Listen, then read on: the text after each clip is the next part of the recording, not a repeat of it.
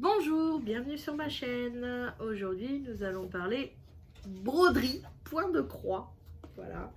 Donc, à la toute première vidéo que j'ai fait sur ma chaîne, je vous avais montré que je faisais également du point de croix. Donc voilà, donc j'ai un petit peu avancé, commencé à avancer mon modèle donc cette semaine. Donc c'est un modèle estampé. Donc c'est une chouette. Voilà. C'est une jolie chouette, comme ça, voilà. Et donc là, j'ai avancé le carré qui est ici, donc tout là.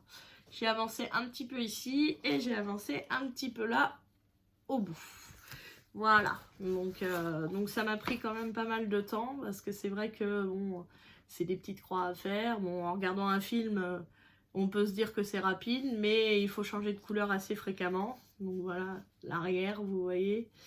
Voilà, donc on change quand même relativement pas mal de couleurs. Donc il y a beaucoup de gris, de violet, de bleu, de vert, voilà, de blanc.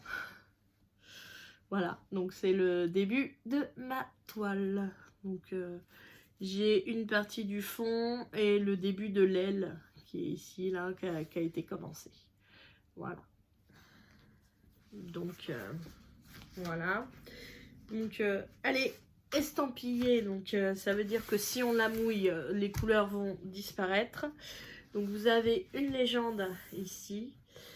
Donc c'est une 200 par 200 d'après ce que je vois, puisque les quadrillages ils sont de 10 en 10. Voilà. Donc moi j'ai toujours fait du diamond painting,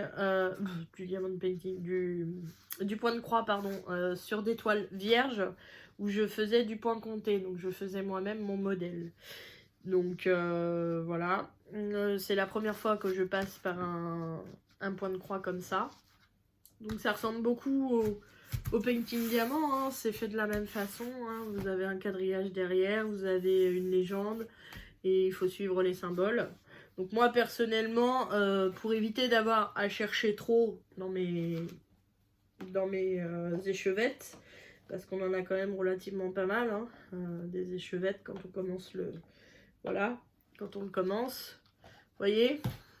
Donc là, il y en a relativement quand même un bon paquet. Voilà. Hein. Donc, sur chacune d'elles, hein, en fait, pour me repérer, j'ai mis... donc, je sais pas si vous allez voir. Donc, il est là. Donc, je vais vous en montrer une autre. Peut-être que celle-là se verra mieux. Voilà. Celle-ci, peut-être aussi. Voilà.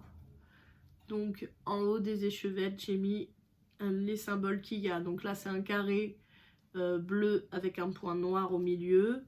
Ici, c'est un point rouge et ici, c'est un carré vert.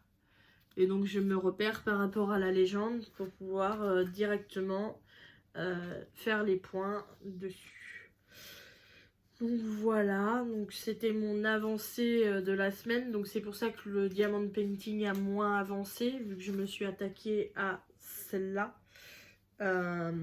Donc à savoir que bah voilà, hein, c'est pas évident non plus, hein, avancer, ça prend du temps, hein, bien sûr. Donc voilà, donc je voulais quand même vous donner l'avancée de ce point de croix, voilà. Donc dans une prochaine vidéo, je vous montrerai le dernier projet que j'ai fait. Donc je l'ai réalisé pour mon chéri, enfin pour mon mari. Donc j'ai fait son chat en point de croix, ainsi que une tasse de café, parce qu'il adore le café. Et au passage, donc je lui ai écrit des mots en point de croix. Voilà, donc celle-ci, je vous la présenterai sur une prochaine vidéo que je ferai sur le point de croix, quand vous aurez l'avancée de ma petite chouette que je fais actuellement. Voilà, vous voyez, on en a pas mal quand même, hein, des échevettes, hein. Mais je trouve ça très sympa et ça détend de faire ça devant un film. Vous n'êtes pas...